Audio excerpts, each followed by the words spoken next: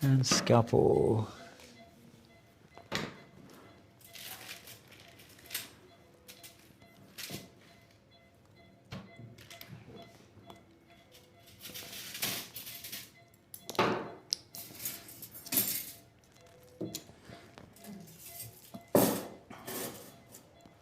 Takes about 30 seconds for the buffering to end for it to start recording. So.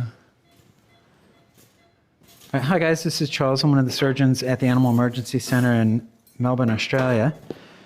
So we have this lab cross with this huge lipoma sitting here. To give you a frame of reference, that's my hand, that's the penis or the prepuce right there. Os penis is right there. The inguinal region is here and here, left and right. And so we're just going to do a marginal excision on this. If you haven't already done so, please subscribe to our channel. Make sure you turn on notifications so you'll get a ding on your phone the next time we live stream. So I'll just make my skin incision here. I'm making it fairly superficial.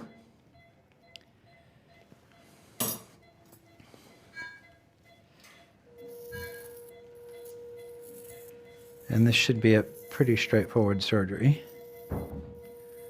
Nothing of significance in this area that we need to worry about really. A few little blood vessels, but I've gone lateral to the cranial superficial epigastric.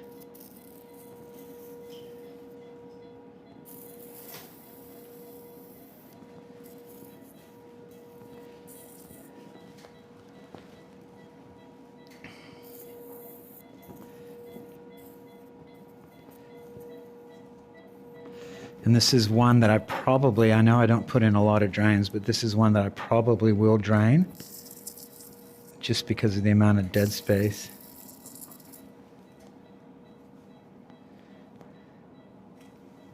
Let's see where the vessel is.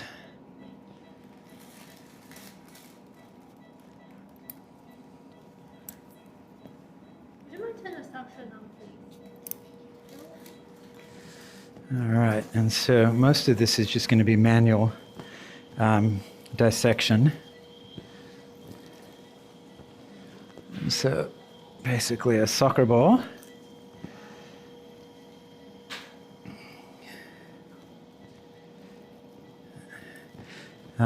We have to have a guess as to how much it weighs when we get it out. We'll have a little raffle.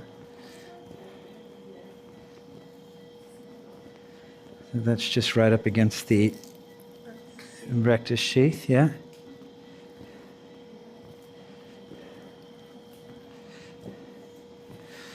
This dog could be a fat donor. I can also do that as well.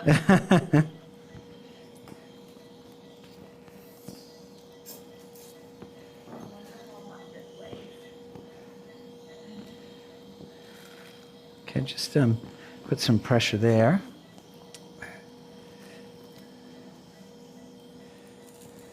Boy, I'm guessing 4 kilograms. 3? You said 3? Yeah, I said 3. Okay, let's see what we've got here. That might be the...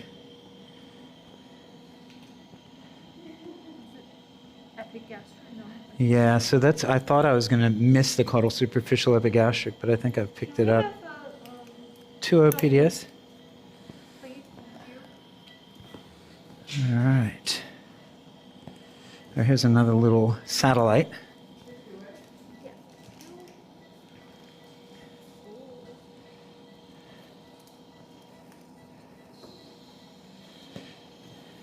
It's still bleeding in there. Hold on to that, please, for me.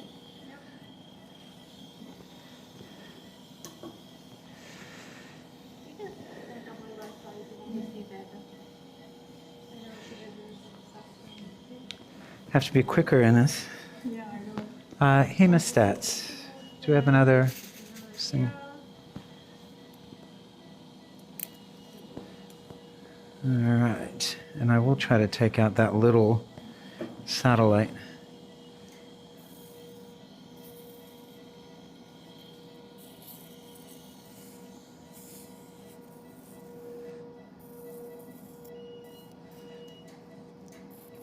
And then coming up, I've got a thyroid carcinoma in a dog. And what's interesting about it is that it's actually a productive thyroid carcinoma. So normally in dogs, they don't produce thyroid hormone. Normally in cats they do, but in dogs they don't. But this one is one that is producing thyroid hormone. The other thing that's interesting about that case is that it's a young dog. It's only about 6 years old, whereas the median age for thyroid carcinoma in dogs would be probably 10 years.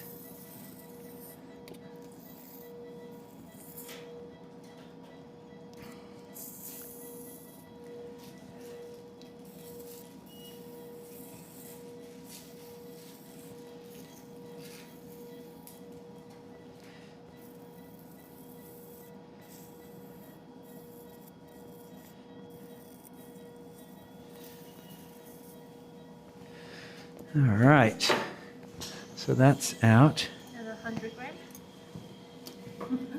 What's that? Oh, another 100 grams. 3.1, would you say? Yes. All right, so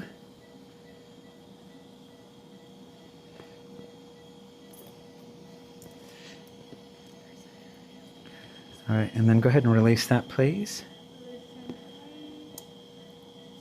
Yeah, great, thank you.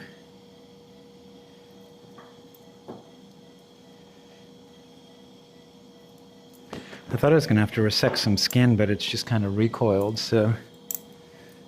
Okay.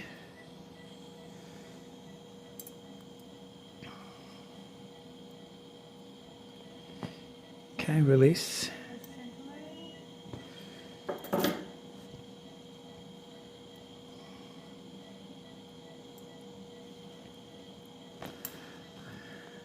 I think YouTube is doing something funny where it's not announcing the live streams. The tips here.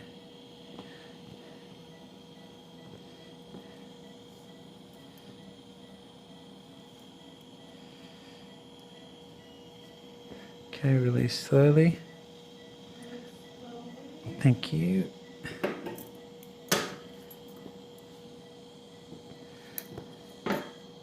Yep. I'm still getting a little bit of bleeding up in here.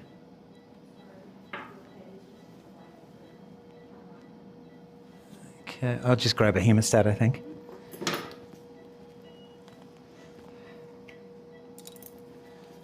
Okay, can I get a Jackson Pratt, please?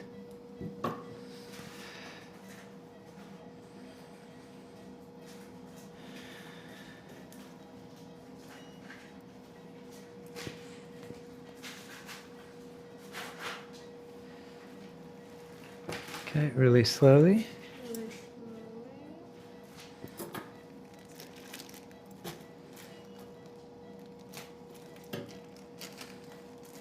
Okay.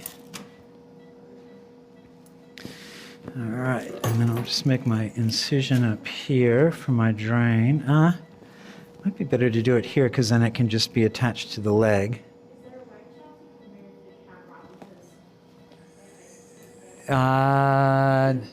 Ines, why don't you come around this side?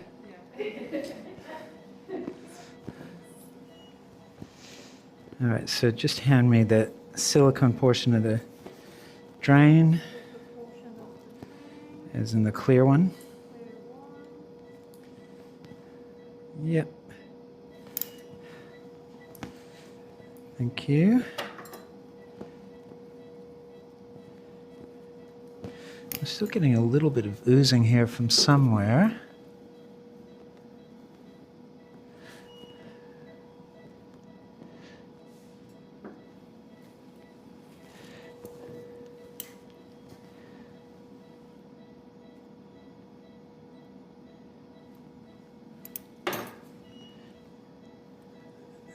Okay.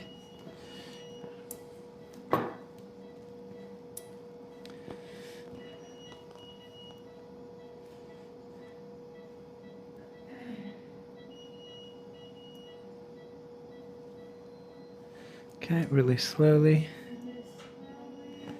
Get some OPDS, please.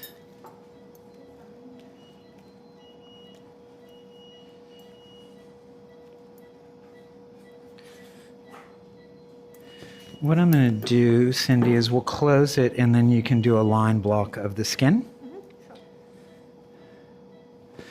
All right, so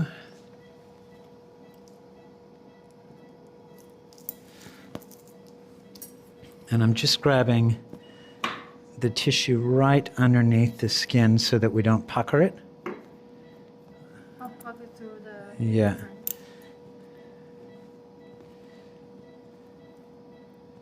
And I'm going to try to tack it down to try to close a bit of dead space. So even though we have the drain in there, try to close some dead space so that when the drain comes out, we won't get a seroma.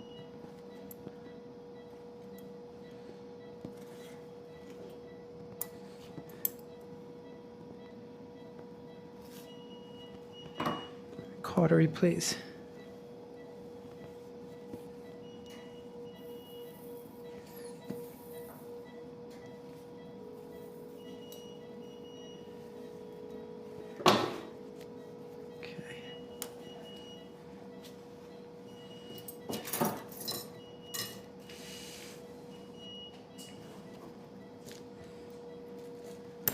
Okay, can you run that for me, please?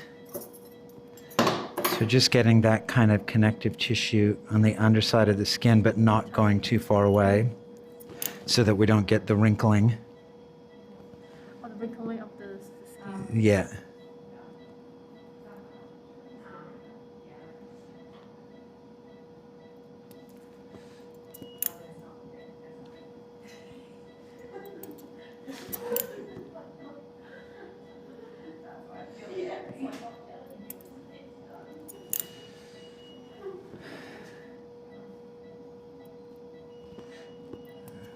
So to be careful or mindful not to tack the drain with the suture, because then the drain won't come out.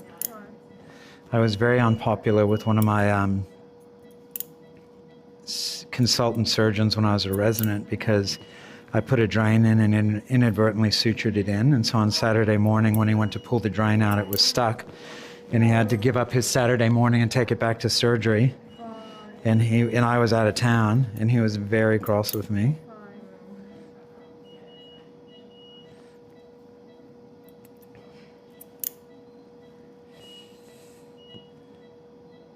So it's fine for the drain to be pulling out a little bit white. Not ideal, so I'll put a little purse string around it.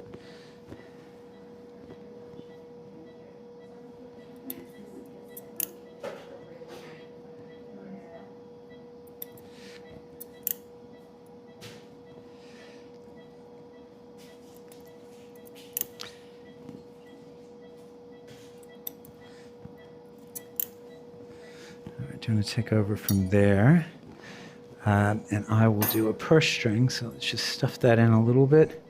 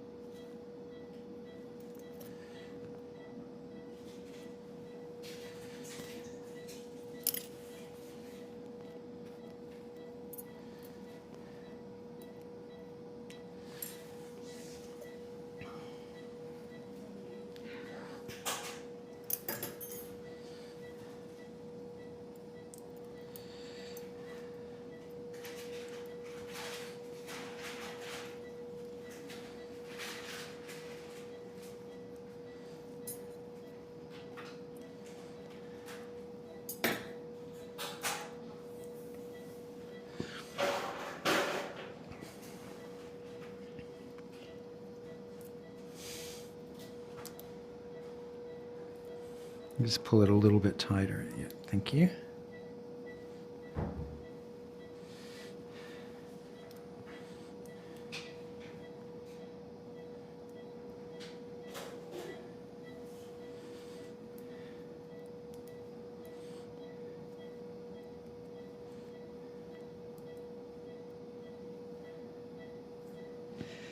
Yep. My ends are too short.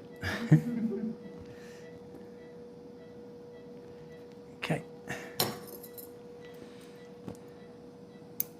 And we'll cut this a bit shorter. Plug that in, you can keep closing.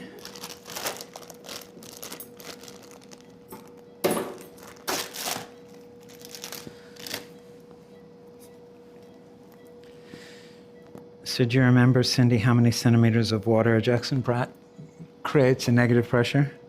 Oh, I forget the number.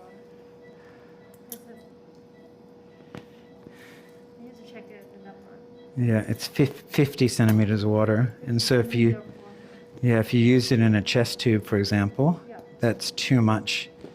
Oh, no wonder this isn't getting negative because you're not yet. So I will do that, yeah. in a chest tube, you only want about 15 centimeters of water, right? And so 50 is too much. You'll create barotrauma. Same thing in an abdomen. Yeah, so I don't like to use Jackson Pratts in the abdomen or in the chest. Yeah. Too high negative pressure, yeah. All right, well, we'll go ahead and wrap it up. So it's just a little intradermal suture pattern after that little sub-Q suture pattern, and that'll be it. If you haven't already done so, please subscribe to our channel. Make sure you turn on notifications so you'll get a ding on your phone the next time we live stream. And you'll do a little bupivacaine block in the skin.